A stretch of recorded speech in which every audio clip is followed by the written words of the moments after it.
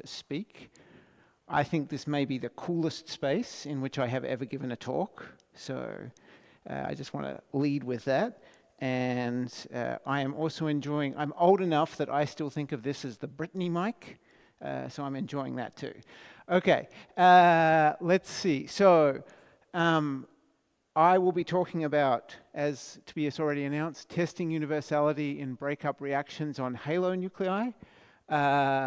So you can think of this as using the tools very nicely explained by Takashi in his talk to test the ideas presented very nicely and comprehensively by Bira in his talk. So that's like, so this I want to thank both the previous speakers for introducing many of the things that I'll talk about. All right, so I am going to take for granted the emergence of the cluster structure that Bira explained and talked about during his presentation. And so I'm going to take it for granted that there are halo nuclei clustered structures. So here's one. I'm afraid the text didn't come out so great here, but this is the lithium-9 core and 2 halo neutrons. So this is the picture, cartoon of the lithium-11 nucleus that Takashi presented data on. I'm going to treat this using an extension of the EFT that Bira presented. He indicated this in his talk that this is called Halo EFT, and he indeed was together with Carlos and Hans Werner. So all the progenitors of Halo EFT are going to be at this meeting. Invented this theory more than 20 years ago. The idea is very simple. It is the essential EFT idea that if you're interested in probes of the system at a wavelength that is long enough that you don't resolve details of this core, whatever the core is, here it's lithium-9, but whatever the core is, if you're interested in probing it at wavelengths that are large compared to that, then you can treat this as a structureless object. So in this case, if the lithium-9 is structureless, the neutrons are also certainly structureless, and then we should be able to treat reactions on nuclei like this at this sort of resolution scale. So I'm going to use slightly different expansion parameter terminology to the preceding speaker, but I think it's still, hopefully you can translate from momentum space to coordinate space in your head. So my low momentum or long distance scale is the size of the halo. My high momentum or short distance scale is the size of the core. And if I want this to be a long distance scale, this determines the energies at which I can investigate physics without worrying about the fact that I am not resolving the structure of the core. It's going to be energies of order n MeV.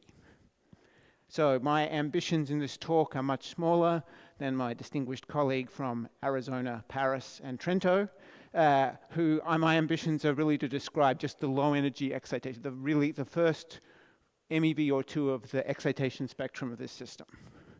But by varying the core choice, there are many systems that I could look at.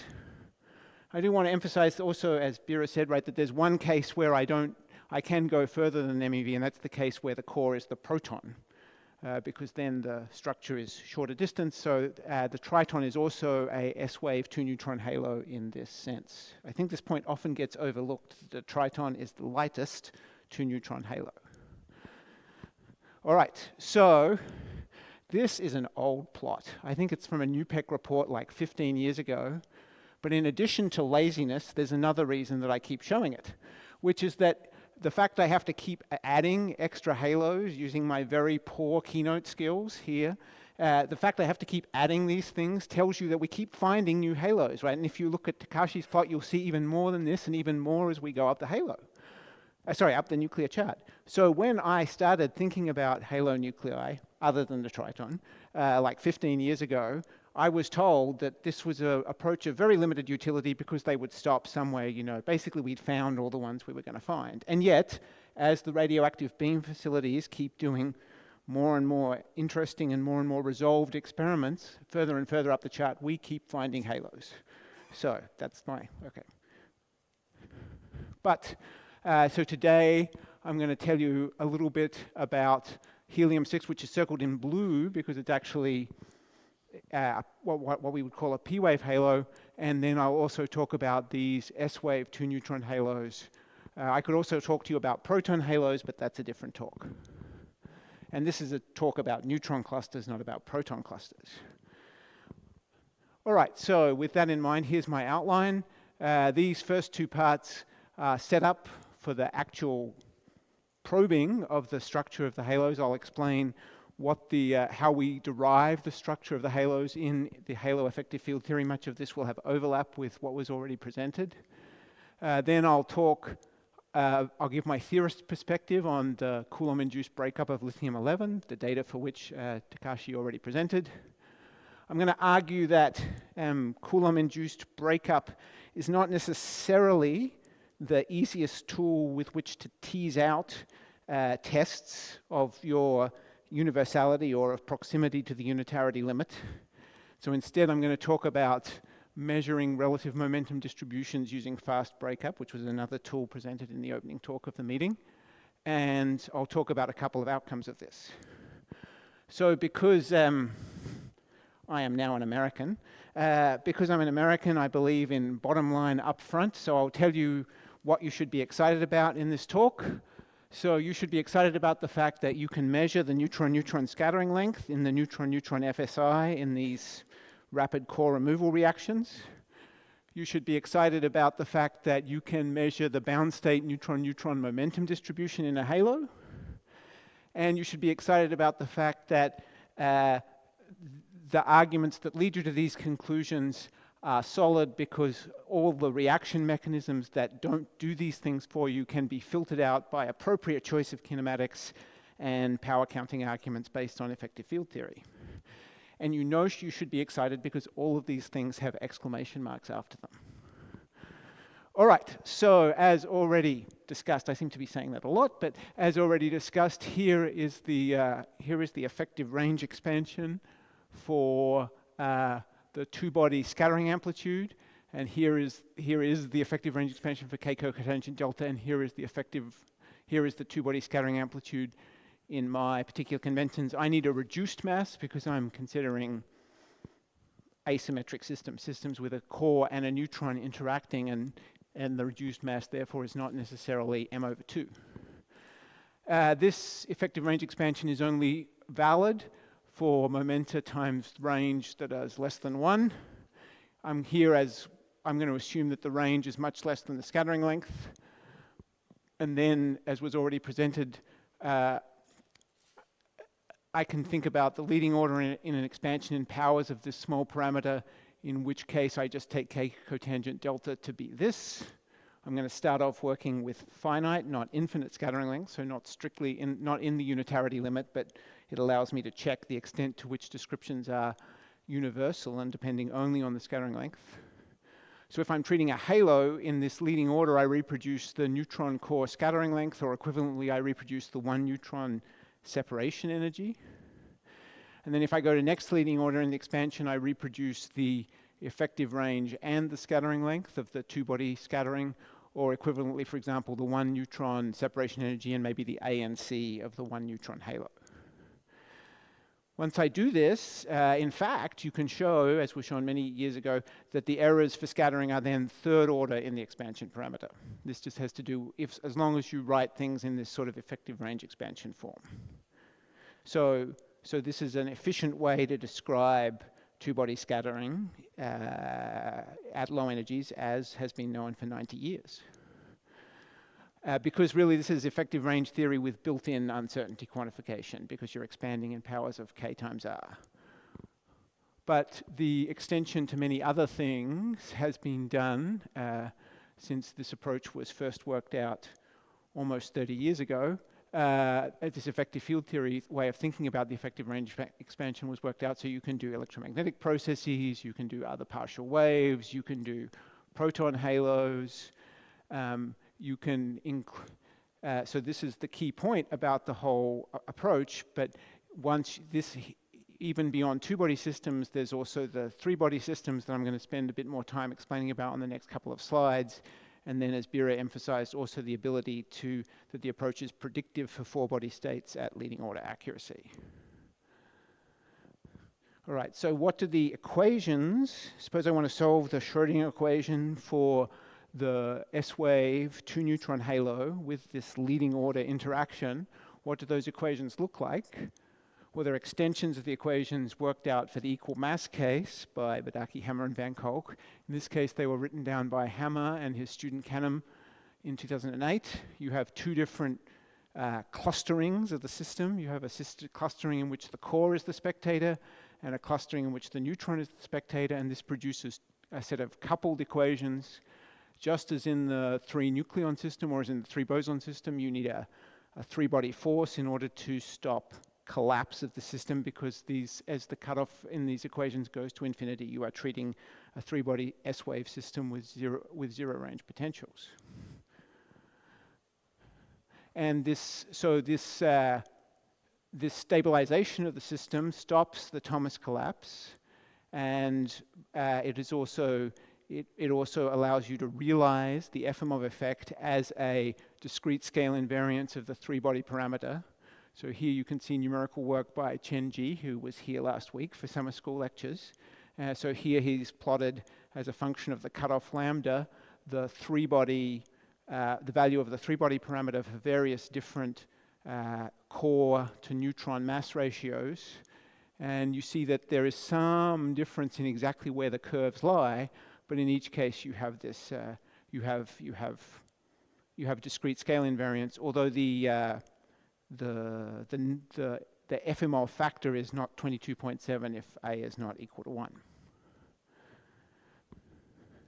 So from a practical point of view, what we have here is a way of thinking about two neutron halos in which you start with three inputs: the neutron-neutron scattering length, the neutron core scattering length, and the two neutron separation energy of the halo. And your output, the claim, right, it's a claim, is that everything is then output of this up to corrections that are of the size of the expansion parameter in the effective field theory. So let's look at how this comes out for lithium-11. Here's a momentum distribution as a function of this is the core momentum, Q. This is the lithium-9 momentum. This is the relative momentum of the two neutrons. It's a three-body system, so in momentum space, the wave function in the center of mass frame is a function of two different momenta. And this is just a density, heat map of the wave function squared, and so the probability density is high here, and then it drops off, and you can see that it already has dropped off significantly by about 40 or 50 MeV. And so this is good news, because the breakdown scale here of the EFT is going to be set by the size of lithium-9 and is probably something like 100 MeV in momentum space. Here are the input numbers we took to get this. These calculations were done with a cutoff in the three-body equations of 470 MeV, but they're stable up to a 700 MeV cutoff, which, as I indicated, is well beyond the scale set by the size of lithium-9. These results, this is an interesting technical point, but I'm going to bring it up here just because it is relevant for many halos. Here the results were generated with a spin-0 lithium-9 core. Lithium-9 is not a spin-0 nucleus.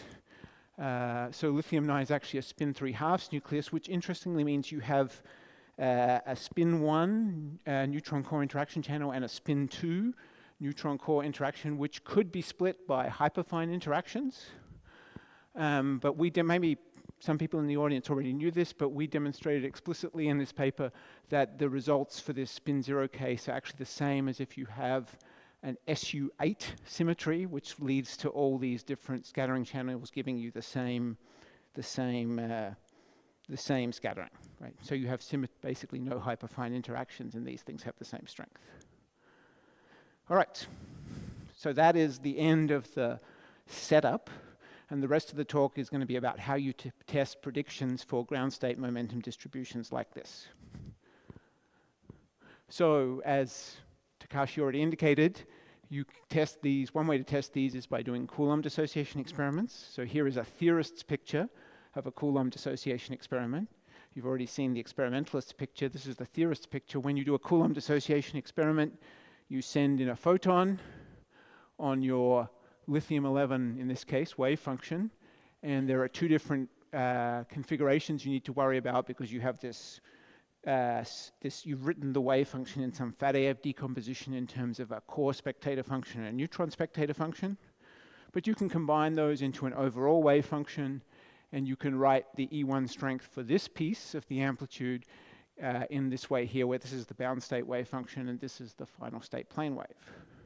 And if this is all you had, then you would literally be imaging the wave function with the insertion of basically a vector R here, because this is the dipole operator.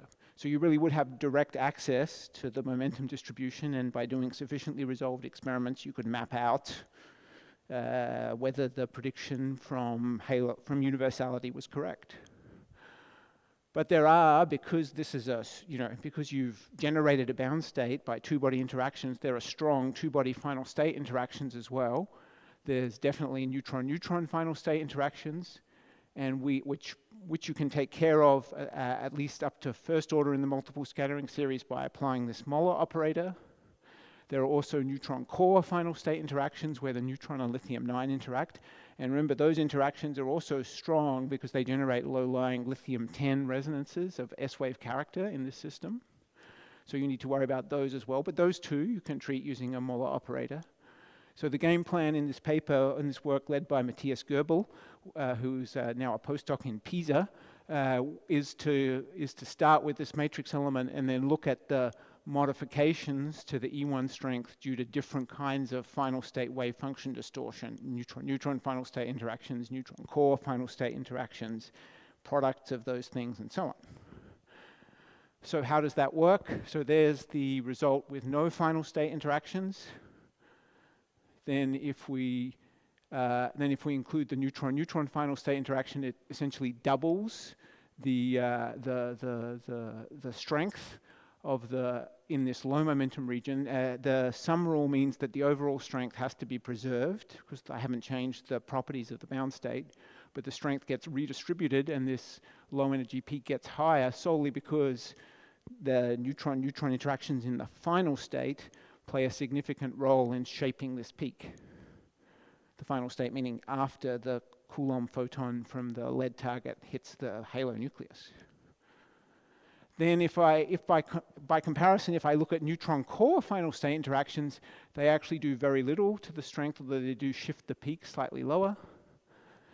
So if I use both together, I get a result that's actually pretty close to the result with just neutron-neutron FSI. And then I can keep going up to third order, so I can look at things like what happens if I do the core interacting with each of the different neutrons in turn. And so when all is said and done, we get this overall, we would regard something like this purple curve as our best result. But there are ambiguities about how you do this, and you can't go any higher than third order without violating unitarity. So this approach, while it gives you some insight into what different final state interactions are doing, is limited, and I would say there is no effective field theory argument as to why the NC interactions do much less here than the NN interactions. If we look at the results here, we can learn that, for instance, if I switch off one of the NC spin channels, I bring the strength down from the green curve to the orange curve. And if I switch them both off, and so assume that the neutron core scattering length is a subleading effect in the system, I come down to the blue curve. So you can one thing that these data of Takashi and collaborators is great for is diagnosing how many neutron core channels are active in this system.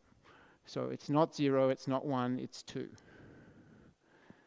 And the agreement with the data is good, and I have no problem with your error bars, Bira, because you're at leading order, so you have no information on the convergence of the series. So I did exactly the same thing here.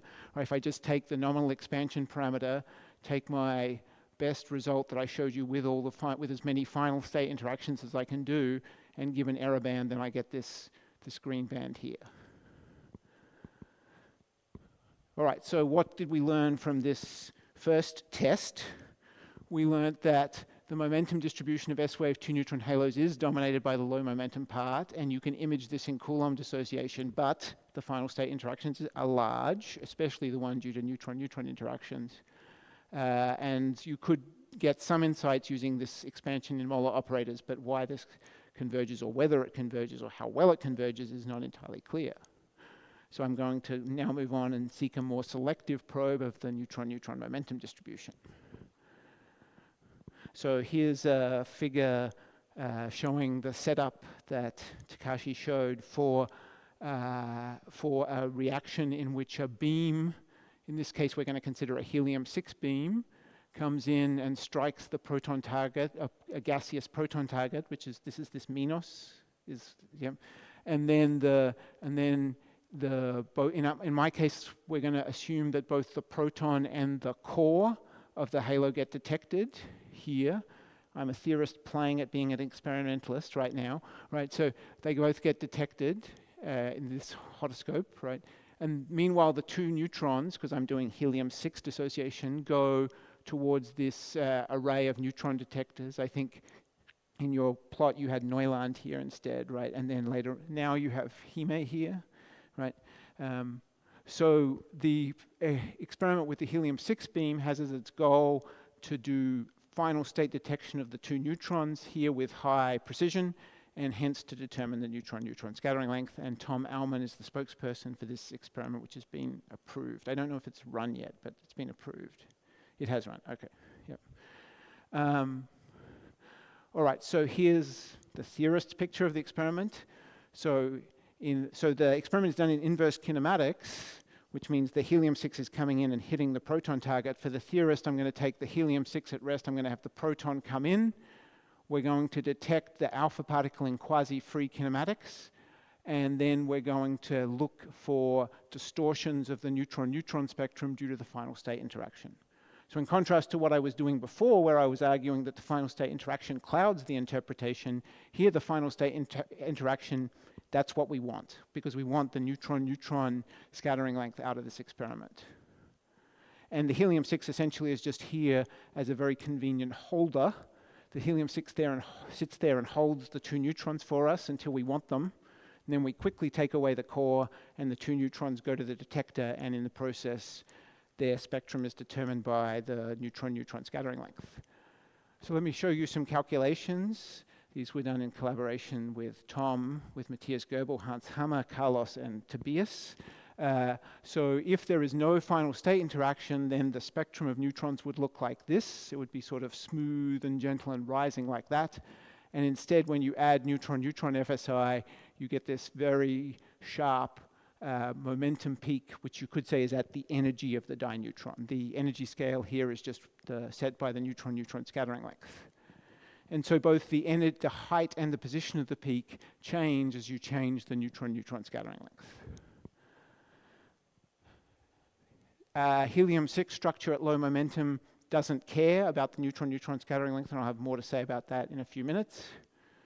But the measured neutron spectrum does care. And so obviously this is a question that we will know the answer to soon, but the simulations suggest that the neutron energy resolution and the number of counts that will be obtained are sufficient that you'll be able to measure the neutron-neutron scattering length to much better than this sort of 2 Fermis, maybe to plus or minus a Fermi or even better. All right, so what did we learn from helium-6? We learned that there's very little sensitivity to the neutron-neutron scattering length in the structure part, so maybe universality is actually part of some bigger picture, which is what I'm going to talk about next. The next leading order corrections to the structure part are small, but I'm not going to talk about that in this talk. That's really because there's very little sensitivity to the neutron-neutron effective range and the neutron core effective range in this calculation, but the final state spectrum has strong A and N dependence. However, and this is also something that will come back in a few minutes, that dependence can actually be described by factorizing the ground state neutron-neutron spectrum with some final state modification factor. This is actually a very old idea, probably 50 years or more old, that because you have the fast breakup followed by a neutron-neutron interaction, you can write the spectrum in this way. I want to highlight that this year, these authors extended this calculation to the Triton, which is also a beam that's going to be, or has been used at Riken for this experiment, and they showed that the same thing happens there, because the Triton is the lightest 2-neutron halo. Okay, so if the structure of helium-6 doesn't care about the neutron-neutron scattering length, maybe the structure of other halos maybe other halos have structure that does not care about the neutron-neutron scattering length either. So here's a bunch of now S-wave 2-neutron halos. And here's the neutron-neutron spectrum for the moment without final state interactions, because we know the final state interactions care about the neutron-neutron scattering length. And these are all plotted in dimensionless units. In this case, we're dividing out by the size of the 2-neutron separation energy. And you can see that they all have a very similar shape. So this work was led by Matthias Goebel, again, who's done an awful lot of work on 2-neutron halos at this point, and is an excellent reaction theorist. And one thing that's interesting here is you can't really see this because of the way I've normalized on the plot. You can't see it straight away, but because almost all these halos have S2Ns that are 500 keV-ish, the only one here where the EFT is breaking down within the regime shown on the plot is actually beryllium-14. Everything else, everything here should be within the domain of validity of the EFT. All right, so now I'm going to follow Beera's example and go to the unitarity limit. So he already explained that this is another limit on top of what I'm calling leading order halo FT. This is the one in which you take the two-body scattering length to infinity, and you would then have a two-body state right at threshold, and the two-body amplitude would be scale invariant. It would just be given by this unitarity piece of the amplitude. And he already said this, and he already said, we already talked about this and this, and I assume that Hans is going to talk about this in his talk, fascinating consequence that then the scaling dimension of multi-neutron momentum distributions, because the neutron-neutron system is close to this limit, is completely determined and can be calculated by a conformal correspondence. So my question, the question we wanted to address in our paper was, can you see, in scare quotes, can you see the unitarity limit in these relative momentum distributions? I'm going to argue that the answer is yes. So here's what we did. So the first thing I have to tell you is an experimental detail, which is that these measurements of neutron-neutron spectra are not absolute measurements. So you need to normalize somewhere. You need to pick some energy to normalize. So in this plot, Matthias chose to normalize here. And so if you do that, then again, the ground state momentum distribution, so just the one, if I just think about breaking up the state, calculating the probability of finding neutrons with particular relative energy, they all start to look very, very similar indeed. And more than that is true, I can take the neutron core interaction to the unitarity limit, and then I get this brown band. The band is because there's some dependence on the mass number, and there's a range of mass numbers here. And then if I also take the neutron-neutron interaction to the unitarity limit, then I get the pink result. And in fact, interestingly, in that limit, the dependence on big A also disappears. So all of these halos have distributions that are within 20% or so of the unitarity limit result. Okay, but you're not going to measure that. You can't measure that directly because the neutrons are going to interact with one another as they go to the detector. So how does that change the answer? So we just used our trick with Moeller operators again, and then we got, this is not plotted in the same way. Now I'm plotting against MEVs, but you get this low momentum neutron-neutron final state interaction enhancement, so here are all the different cases. And now, ostensibly, you have a bit of a problem because you have two different intrinsic low energy scales. This neutron-neutron interaction is generating rapid variation on this sort of 200 keV scale associated with the dineutron, whereas the ground state distribution is varying sort of more gently on this scale associated with the 2-neutron separation energy. So to be able to pick out this unitarity limit distribution from the data, you would need to divide out by this final state factor. So what we did was we took our calculations, which are all done at leading order in Halo EFT, full disclosure, right? But we took these calculations, we divided by the enhancement factor, and then plotted the result. So this is not, what do I want to say here? This is not a result without final state interactions. It's a result in which the final state interactions have been included, and then we've divided by a factor that is supposed to approximately take them into account. So if you do that again, you've got to pick a point to normalize, but if you do that, then all the results fall within 20% of the unitarity, what you get if you just go to unitarity to do the calculation. So, as far as I know, these experiments have not been done, but if one had a machine that could generate sufficient lithium-11 beam or any of these other beams sufficiently, should also work for the triton, although we didn't do the triton calculation here. If you and then you do this rapid core removal reaction, the claim is that you will see a 2-neutron distribution after you divide out final state interactions that is within 20% of the unitarity limit result. All right, how much time do I have left? -1 minute. Okay, so in my remaining -1 minutes, I will tell you why when you do these rapid core removal reactions, you don't have to worry about other reaction mechanisms. If you are a skeptical person, you probably have been sitting here thinking, well, but he's just saying that the only thing that matters after the thing breaks up is neutron-neutron final state interactions.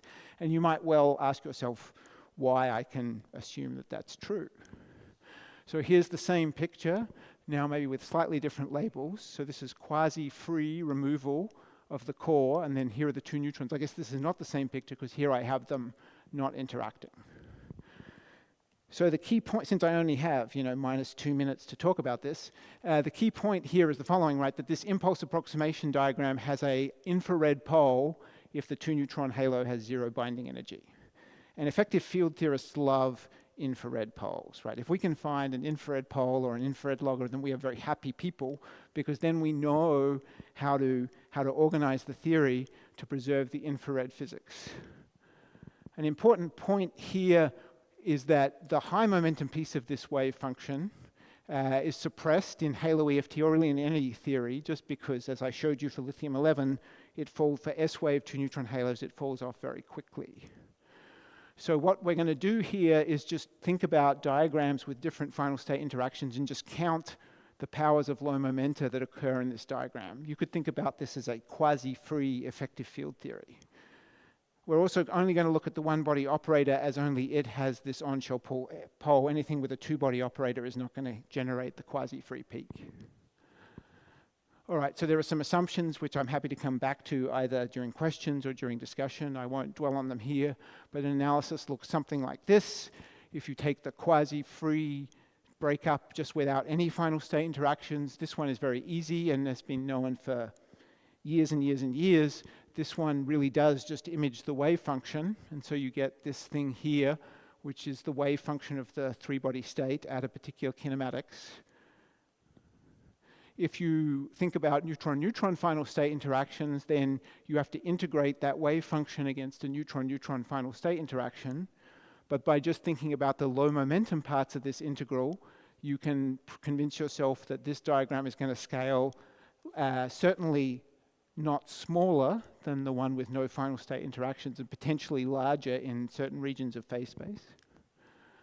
But if you think about neutron core interactions, the fact that this core is moving quickly means that you get an Eichel-like propagator for the core, and you get a neutron core interaction that's at high momentum and so receives another power of 1/k just from the definition of scattering amplitudes. So this diagram is suppressed by 1/k squared, where k is the momentum brought to the system by the proton knocking out the core. So at the end of the day, that's the argument. The argument is that the first 2 diagrams are either proportional to the wave function or the wave of the same size, whereas this diagram is down by a power of 1/k squared, where k is the high momentum scale associated with the probe. And in this case, at least, this argument holds for all diagrams involving this NC final state interactions, no matter how complicated they are. So as soon as you include an NC final state interaction, your diagram, all those mechanisms are suppressed by 2 powers of the small parameter. Key to this is that you're doing fast core removal, right? It has to be a high momentum removal reaction so that and the more high momentum, the better, really, because that will make the expansion parameter smaller. All right, and that's it. I'm done. There are some summary points here, and there are some to-dos, which you don't have to regard as action items for yourself, but they're there more as action items for myself. All right, and I'm happy to take questions. Thank you for your attention.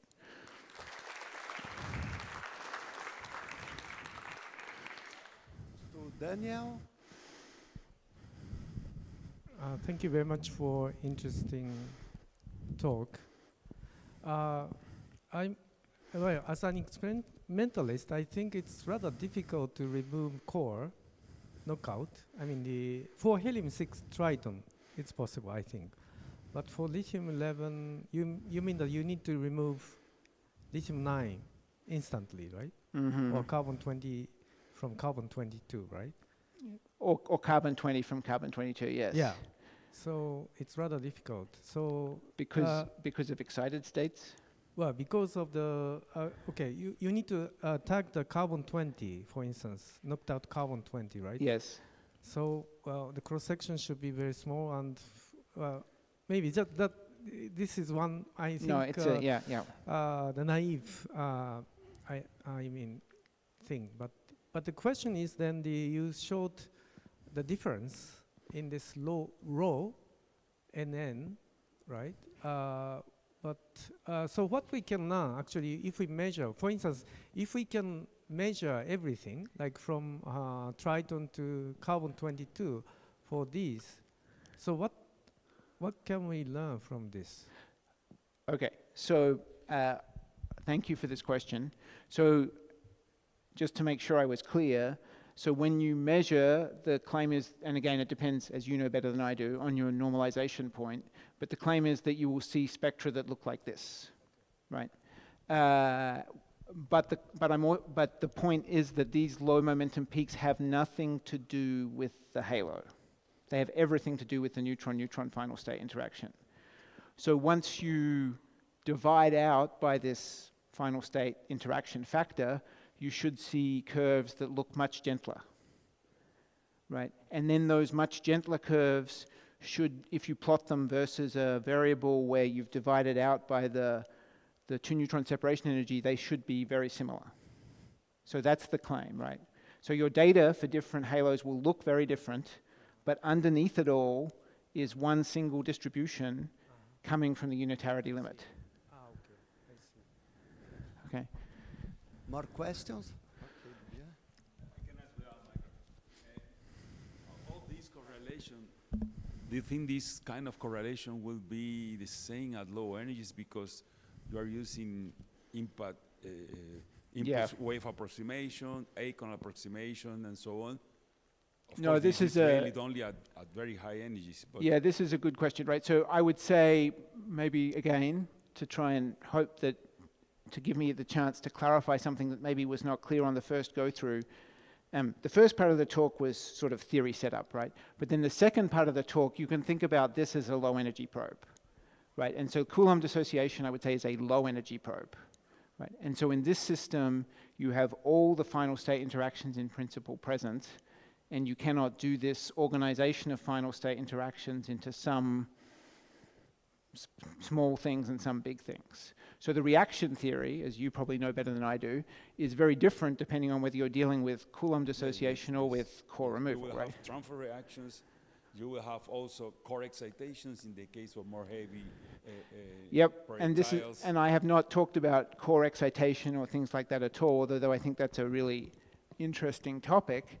But what I want to say is that if this, I think for all of us, especially for the structure theorists in the room, they're all hoping that no matter what probe you choose, you still have the same underlying neutron momentum distribution, and the only thing that changes is the reaction mechanism.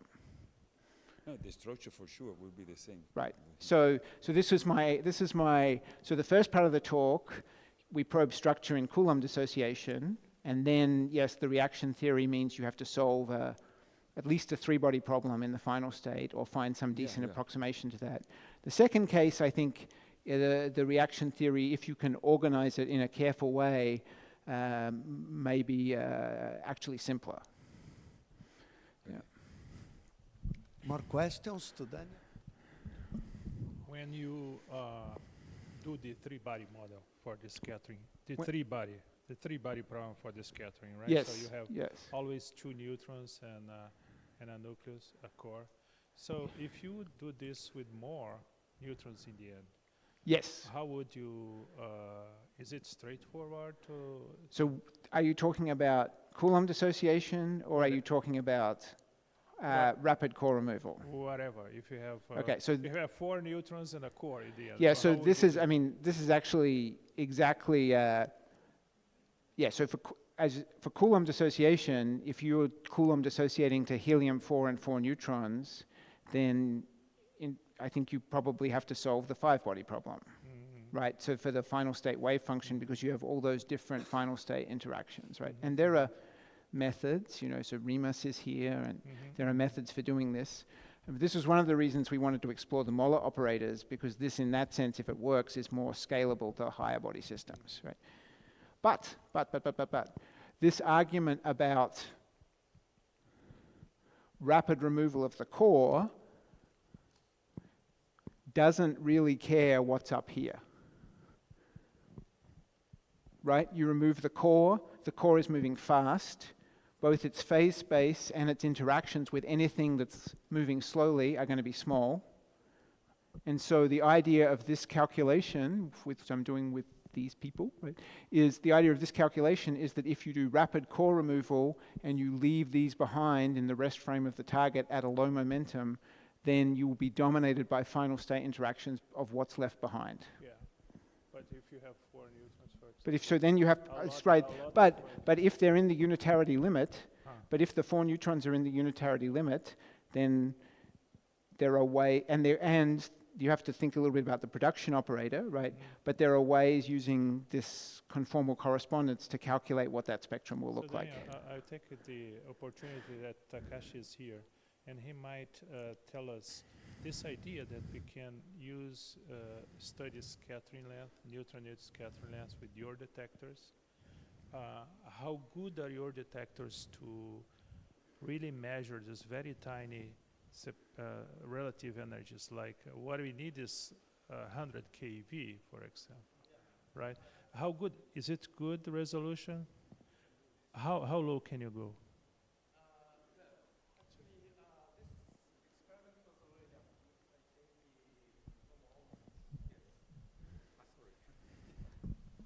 So in this measurement, actually, we use this Hime detectors, which has a higher resolution than the nebula detectors.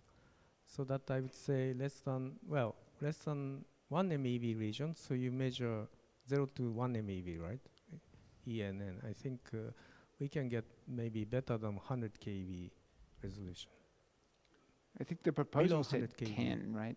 I think, didn't the proposal say something like 10? So the resolution is dependent on the square root of E. And at 1 MeV, it's like maybe 100 to 200 keV. So I think at 100 keV, it's like... But the neutrons are moving fast, right? Yeah, but what I mean is that this square root of E is for the relative ENN, relative energy. relative Okay. energy. So Okay. if the relative energy is smaller, then we get better energy resolution. Okay. Yeah. Very good. So should be okay. Yeah. Emiko, in your side? No one? You're standing between us and lunch. Remember that we have the discussion session to Yeah, you could challenge save it this our afternoon, right? colleagues. No, I have one question. You want to squeeze Allow me? No, sorry for my wrong word. Challenge our colleagues. Okay. I have one question. Okay. Allow me. You showed this Coulomb breakup, I think in lithium-11. Yeah. And then the peak. Yeah. Go to the other, because you put there. Yes, to this one. So this huge peak that you see from the data, this you need really the full three-body scattering wave function to compute that. This is really final. I think this is I don't think our paper resolved that issue because this is, if you want to think about it this way, this is a leading order structure calculation, right? So if I think probably this is a better figure to look at because here is the product of 3 molar operators result, and you can see that we're within like 20% of the answer. And then the question is, one way to ask your question would be, is that 20% coming from final state interactions that aren't in that product of 3 molar operators, or is it coming from structure? Right, and I think that's you can only resolve that by doing the calculation, by doing a higher order calculation of lithium-11 in halo EFT. Okay, and just one more comment. This will be quite, I mean, if you go to the unitarity limit, this will explode probably, no? Or not? Well, so an important point here is you can't treat neutron-neutron FSI in the unitarity limit, right? So you have yes. a singularity. Yeah, so if we go back, so this is maybe one way in which it's productive to think in terms of molar operators. So the claim would be that this curve won't change very much in the unitarity limit, right? But if you try to do that, right, this becomes infinite and peaked at 0 in the unitarity limit. Okay. So you need to keep the scattering length finite to treat the NN FSI. That's nice. I mean, so this is a strong indication of this final state interaction for large scattering length. Exactly, Okay, right. very Large, good. but not infinite. But not infinite. Right. Okay. Right. So thank you, Daniel. We are a little late, so my suggestion is that we reconvene at 2:15.